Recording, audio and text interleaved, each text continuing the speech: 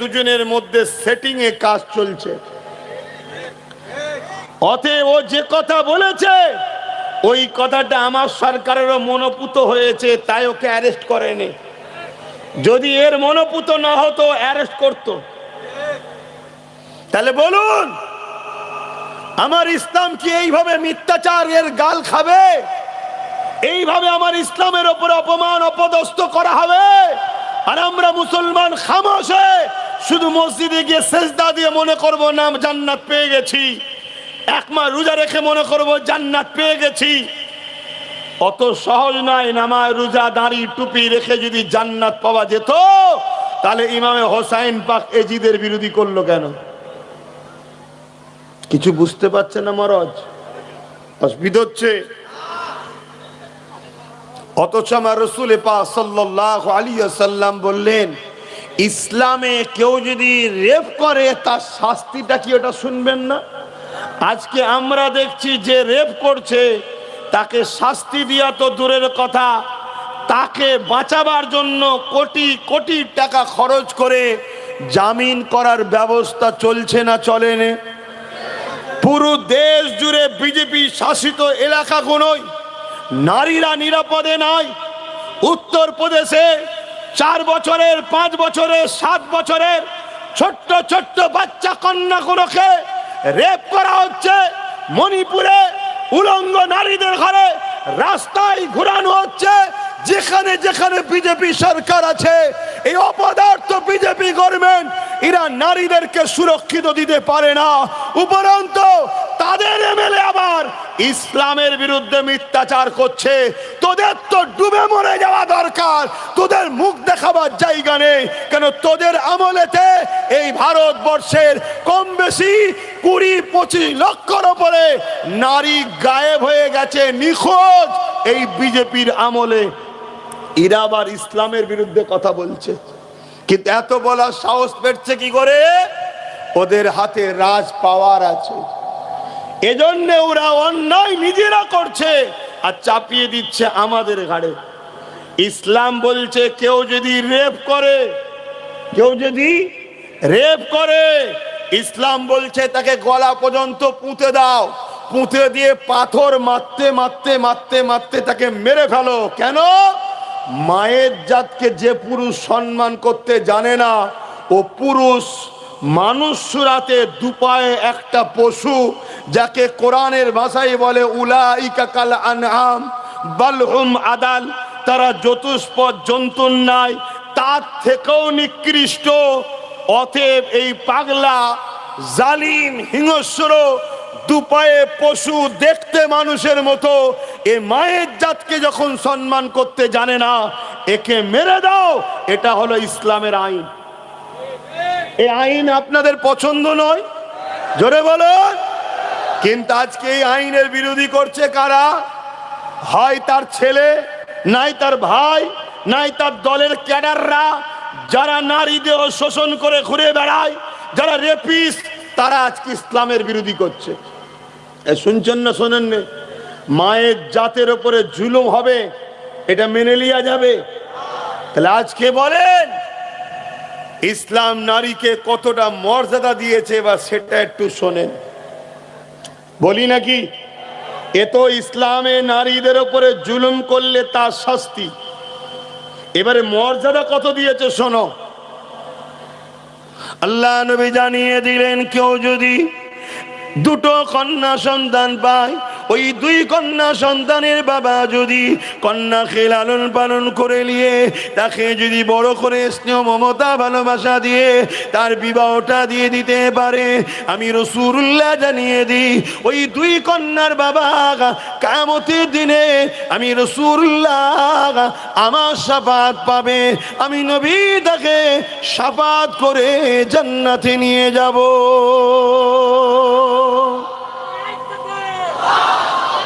আল্লাহ। তাহলে কারো যদি 2 কন্যা সন্তান হয়, ওই বাপকে শাফাত করে জান্নাতে নিয়ে যাবে রাসূলুল্লাহ।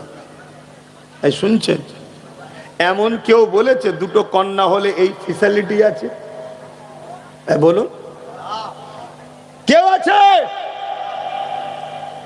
আমি ইসলামের ধর্মের একটা ধর্মগুরু ইসলাম ধর্মের প্রচারক হিসাবে আমি পুরো দুনিয়াকে চ্যালেঞ্জ দিচ্ছি, আসো আমার ইসলামের মোকাবেলায় যুক্তি তর্কে কিতাবে ঝগড়াই নয়, মানুষ মানুষ ভালোবাসায় আসো। আমার ইসলাম নারীকে যে সম্মান দিয়েছে, এই সম্মানের মোকাবেলায় কেউ দাঁড়াতে পারো যদি নিয়ে আসো, দেখি কি আছে কার। শুনছেন না শোনেন না? তোমরা না জেনে আমার ইসলামকে গালি দিও না, না জেনে আমার ইসলামে মিথ্যাচার করো না। মনে করছো ক্ষমতার জোরে যা কিছু করে নেব, আরে ক্ষমতা ফুরাতে বেশিক্ষণ সময়, জোরে বলেন বেশিক্ষণ সময়, কাল আমাদের হাতে আসতে বেশিক্ষণ সময়। কিন্তু আমরা জুলুম করব না, আমরা আইনের আওতায় আনবো, পাচা লাল করে ফেলবো। কেন তোমরা জুলুম করছো আমার ইসলামের বিরুদ্ধে? তোমাদের হাতে দেশ আছে বলে যা খুশি তাই করে নেবে, এটা ভেবোনি। তোমরা সংবিধান বিরোধী কাজ করছো। সংবিধানের 25 নম্বর ধারা মানুষকে ধর্মীয় অধিকার স্বাধীনতা দিয়েছে, কারো ধর্মের উপরে কারো বিরুদ্ধাচার করা, হস্তক্ষেপ করার রাইট দেয় না সংবিধান। কত শুনছেন? কিন্তু এরপরও এরা করার সাহস পাচ্ছে কেন? আমার জাত ভাইয়েরা ঘুমোচ্ছে তাই, আমার জাত ভাইয়েরা এদের পিছনে দলদাস হয়ে আছে তাই, আমার জাত ভাইয়েরা এদেরই উত্তরসূরিদের পিছনে ঘুরে বেড়াচ্ছে তাই এরা এই সাহসটা পাচ্ছে। আমার কথা কষ্ট পেচ্ছেন নাকি আপনারা? তাহলে বলা বন্ধ করে দিই নাকি? আজ আমি জানতে চাইছি, আল্লাহ রসুল যেখানে বললেন কেন সব দাও, ফুল দেবে, এমনি ভাঙরের মাটি, আল্লাহ এ মাটি কিন্তু আল্লাহর ওলিদের মাটি, এ মাটি আল্লাহর ওলিদের মাটি। ভাঙরে এত বড় বড় আলেম জন্মেছে, আজও আছে অনেক আলেম। কথা বুঝে আসছে? এই জমিন অনেক পবিত্র। কেন? এখানে শুয়ে আছেন সুলতান সৈয়দ আসগর আলী রহমতুল্লাহ আলাইহে। এখানে ফুলবাড়িতে শুয়ে আছে আমার দাদা মেজ হুজুর পীর কেবলার, তারপর আমাদের শামসুদ্দোহা ভাইয়ের আব্বাজান, এসব বড় বড়। তারপর আরেকজন খুব কড়া লোক ছিল গলব সাহেব, ও লোক বেচারি দাদা হুজুরের সিলসিলার জন্য অনেক লড়াই করেছে। কি এরকম আরো অনেক রয়েছে, কিন্তু এটাকে বারবার বদনাম করা হচ্ছে, বদনাম করা হচ্ছে। কেন? এদের অনেক পুরাতন পরিকল্পনা আছে, ওই দিকে যাচ্ছে, আমি আমার ইসলামের দিকে যাচ্ছি, আর ইসলামের দুশ্মনদের বিরুদ্ধে কথা বলছি। আল্লাহ নবী জানিয়ে দিলেন, দুনিয়ার মানুষেরা কারো ঘরে যদি একটা দুটো তিনটে কন্যা সন্তান হয়, প্রথমে বলল দুটো কন্যা সন্তান হলে রাসূলুল্লাহ তাকে শাফাত করবে। আল্লাহ নবী জানিয়ে দিলেন, কারো যদি পরপর তিনটে কন্যা সন্তান হয়, ওই বাপ যদি সন্তান গুলোকে পেয়ে বেজান না হয়, ওই বাপ গুলো যদি নারাজ না হয়, ওই বাপ গুলো যদি মনে কষ্ট না নেয়, ওই বাপ গুলো যদি আল্লাহ দিয়ে নেয়ামত মনে করে, ওই তিন কন্যাকে লালন পালন করে তার বিবাহ শাদী দিয়ে দেয়, আমি রাসূলুল্লাহ জানিয়ে দিলাম ওই তিন কন্যার বাবা আর আমি রাসূলুল্লাহ আল্লাহর জান্নাতে দুটো আগুন তুলে দেখিয়েছে যেমন পাশাপাশি, ওই তিন কন্যার বাবার আমি রাসূলুল্লাহ আল্লাহ পাকে জান্নাতে পাশাপাশি থাকিব।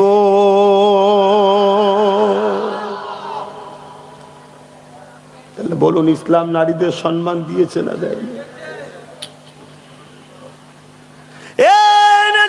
তরুণেরা, দুনিয়ার আইন হলো পুরুষ কেমন করে পণ দিতে হবে, পুরুষকে নারীর বাবাকে টাকা দিতে হবে, গাড়ি দিতে হবে, খাট পালং দিতে হবে, ঘর সাজিয়ে দিতে হবে। এটা দুনিয়ার আইন, দুনিয়ার আইন। আর আমার ইসলামের আইন হলো পুরুষকে নারীকে সম্মানিক মোহর দিতে হবে, তেন মোহর দিতে হবে, পুরুষকে দিতে হবে, পুরুষকে নারীর বাড়িতে যেতে হবে, নারীকে সম্মানের সঙ্গে নিকাহ করে নিয়ে নিয়ে আসতে হবে।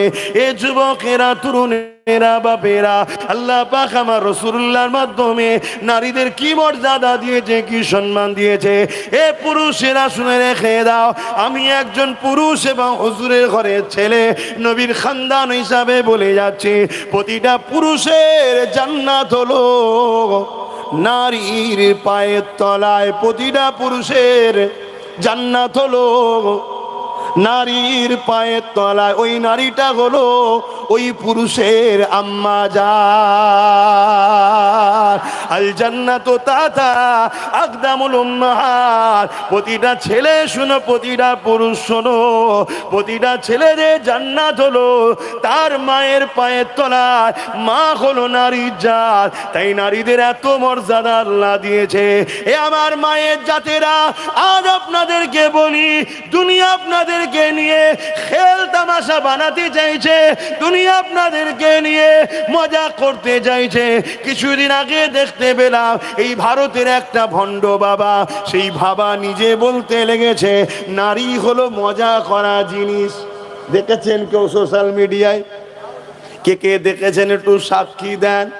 বাহ, একের অধিক তো হলেই গ্রান্টেড হয়ে যাবে। এখানে তো অনেকে সাক্ষী দিচ্ছে। তাহলে বাবা কি বলছে? নারী হলো, জোরে বলুন, মজা করা জিনিস। আর ইসলাম নারীদেরকে যারা মজা করা বলে তাদের বিরুদ্ধে যুদ্ধ করতে বলেছে। তাহলে এই বাবারা ইসলামের বিরুদ্ধে লাগবে না? লাগবে না? যেমন আর এক বেরিয়েছে 4 পাস জালিম, 4 পাস। সে জালিম বলছে কোরআনে নাকি 5 নম্বর আয়াতটা সূরা তাওবার নাকি হিংসা ছড়াচ্ছে। বলছে না? বলে না? আরে তুই তো 4 পাস রে, তুই কোরআনের তো কফ বুঝিস না, তোর আব্বা বোঝে না, তোর দাদু বোঝে না, তোদের যত বড় বড় মাথায় বসে আছে তারা বোঝে না, তুই কি করে বুঝলি রে? তোদের বড় বাপ মাথায় যে বসে আছে সে আবার আমেরিকার বড় বাপকে আব্বা বলে, সেই আমেরিকায় কন্টিনিউ কোরআনের রিসার্চ হচ্ছে, তারাও বলতে পারছে না কোরআনে ভুল আছে। তারা বলছে কোরআনই একমাত্র কিতাব যার মধ্যে কোনো সন্দেহ নাই। জোরে বলুন সুবহানাল্লাহ।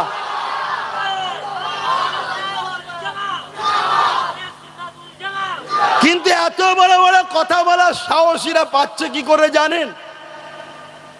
এরা জানে আমরা বললে কেউ কিছু করতে পারবে না।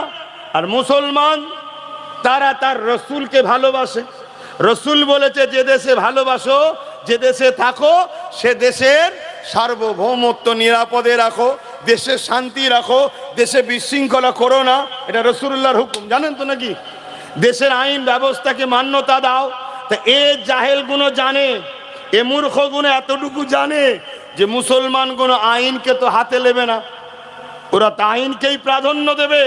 আমাদের নামে সর্বোচ্চ হয়তো একটা মামলা হবে, তাও মামলাটা করবে কে? খেটে খাওয়া মানুষগুলো, গরিব মানুষগুলো, একটু ইমানদার আলেম উলামা গুলো।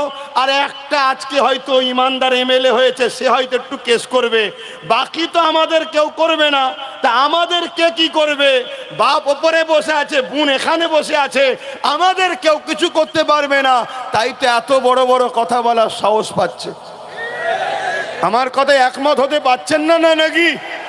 আজকে বলুন, বুকে হাত দিয়ে বলুন, আপনাদের এলাকায় এই যে মানবরূপী একটা পশু বারবার ঢুকে ফিতনা লাগাচ্ছে, ওই শয়তানটাকে জিজ্ঞেস করতো, তুই যদি মুসলমান হোস তা কোরআনের বিরুদ্ধে কথা বলেছে, কেস করেছিস? জিজ্ঞেস করেন। এ সুরাতে মুসলমান, নামে মুসলমান, হাকিকাতে কবে কাফের বেঈমান হয়ে গেছে। আমার কথা কি আপনাদের খারাপ লাগছে নাকি? এ মুসলমানদের রক্তকে, রক্ত পিপাসুই মুসলমানদের। এ বেঈমান কোরআনকে যে শেষ হয়ে যায় বলে, ওই বেঈমান মমতার বিরুদ্ধে কিছু বললে এই বেঈমানের বুকে ব্যথা হয়।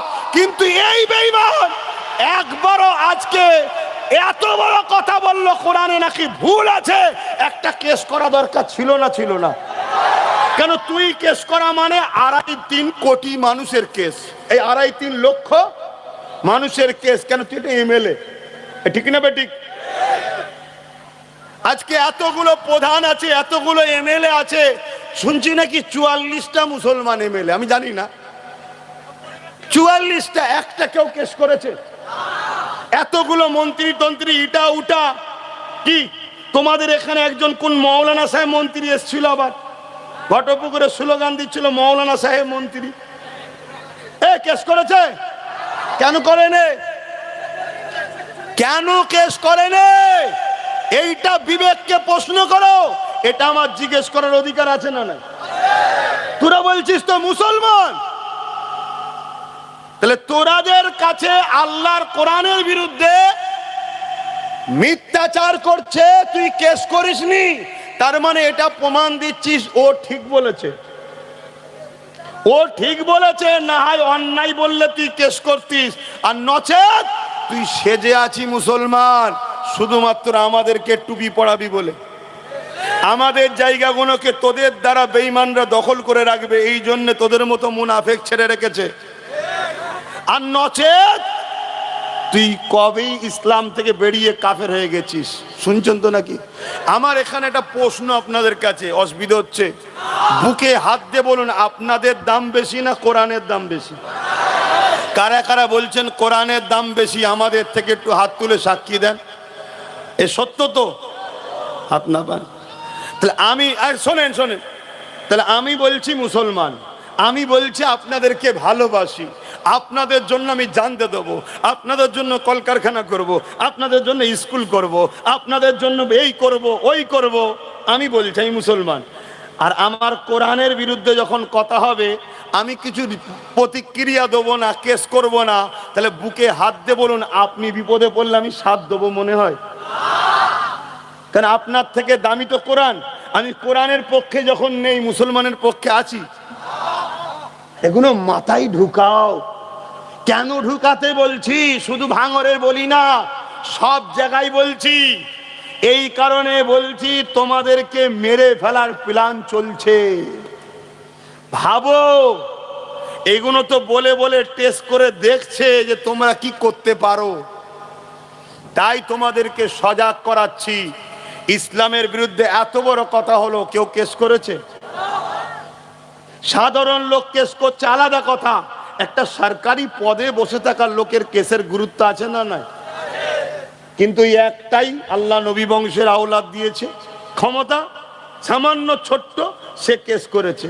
আর এত তোমাদের হক পক্ষে থাকার জন্যে, ন্যায়ের পক্ষে থাকার জন্যে আর এক মুরগি চোর এখন লেগেছে। বাকি সব জায়গায় যা হচ্ছে হোক গে যাক, এইটাকেই চাই। কথা বুঝছেন না? বোঝেন না?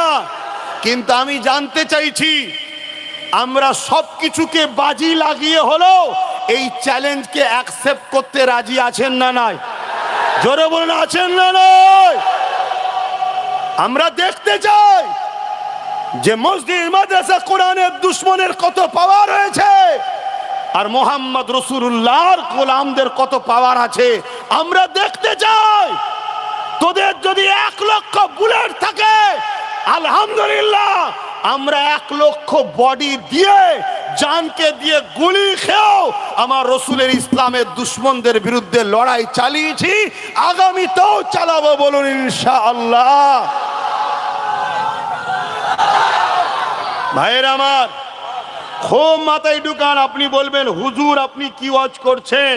হুজুর ওই ওয়াজ করছে, ফেরাউন যা করেছিল মুসা নবীর বিরুদ্ধে, ওইটাই বুঝাচ্ছি। আজকের ফেরাউন গুলো আমার নবীর দিনের বিরুদ্ধে লেগেছে। নমরুদ যে কাজ করেছিল ইব্রাহিম নবীর দিনের বিরুদ্ধে, আজকের নমরুদ গুলো সেই কাজ করছে। বোঝো ভাই, কি গো, আমার রাসূল পাক সাল্লাল্লাহু আলাইহি ওয়াসাল্লাম রেখে গেলেন 3টে জিনিস: কিতাবুল্লাহ, সুন্নতে রাসূলি ও আহলে বাইতি। কটা জিনিস রেখে গেছে? বলুন বলুন বলুন। কিতাবুল্লাহ, সুন্নতে রাসূলি ও আহলে বাইতি, 3টে জিনিস রেখে গেছে। একটা হলো পাক কালামুল্লাহ শরীফ, দ্বিতীয় হলো রাসূলুল্লাহ সুন্নাত, 3 নম্বর হলো নবীর আহাল পরিবার খানদান। আমার কোনো ভাই হয়তো মনে মনে চিন্তা করবেন যে রাসূলুল্লাহ হাদিসের কথা তো বলেছে, যে কোরআন ও হাদিস রেখে গেলাম, কোরআন ও হাদিসের ওই কথাটাও মানি আমরা, কিন্তু এটা সিয়াসাতটা হাদিসের মধ্যে নয়। কথা কিছু বুঝছেন? হ্যাঁ, তিনটে জিনিস রেখে গেছে, কিতাবুল্লাহ, সুন্নতে রসুলি ও আহলে বাইতি। আপনারা এত ডিপ বুঝবেন কি জানি না, উলামারা বুঝতে পারবে। সব সুন্নাত হাদিস, সব সুন্নাত হাদিস, কিন্তু সব হাদিস নবীর সুন্নাত নয়। কিছু বুঝাতে পারলাম? তাই নবী বলেছেন, মান আহাব্বা সুন্নতি, মান আহাব্বা, হাদিসই বলেনে, মান আহাব্বা সুন্নতি, আমার সুন্নাতকে যে ভালোবাসলো, ফাকাদ আহাব্বানি, সে আমায় ভালোবাসলো, যে আমায় ভালোবাসলো, কানা মাই ফিল জান্নাত, আমার সঙ্গে জান্নাতে যাবে। কেন? সব হাদিস নবীর সুন্নাত নয়, কিন্তু সব সুন্নাতটাই নবীর হাদিস। একটা হাদিস দিয়ে আরেকটা হাদিসকে নবী রদ করেছে, বাতিল করেছে।